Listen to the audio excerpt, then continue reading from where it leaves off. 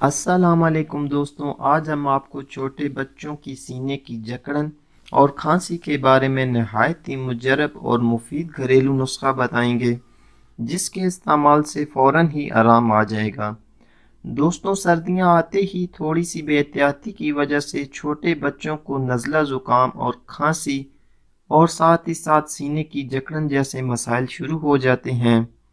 دوستوں، نسخہ بتانے سے پہلے آپ سے گزارش ہے کہ اگر ہماری ویڈیو پسند آئے تو لائک ضرور کریں اور دوسروں کے ساتھ شیئر بھی کریں، کیونکہ اچھی بات پھیلانا صدقہ جاریہ ہے، اور ساتھ ہی ساتھ ہمارے چینل کو بھی سبسکرائب کر دیں تاکہ مزید اچھی ویڈیو آپ تک پہنچتی رہیں۔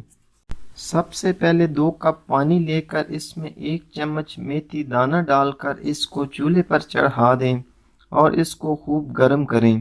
جب پانی 1 کپ رہ جائے تو پانی کو چولہے سے اتار کر ٹھنڈا کر لیں۔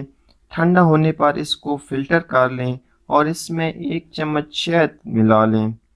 اب بچوں کو دن میں 2 سے 3 مرتبہ 2 چمچ پلائیں، اور یہ پانی دن میں صرف 1 بار استعمال کرنا ہے، دوسرے دن نئے پانی تیار کرنا ہے۔ اس پانی کے 2-3 دن کے استعمال سے ہی بہت فائدہ پہنچے گا۔ امید کرتا ہوں آج کی ویڈیو آپ کے لیے فائدہ مند ثابت ہوگی۔ اس کے ساتھ ہی اجازت چاہتا ہوں۔ اللہ حافظ۔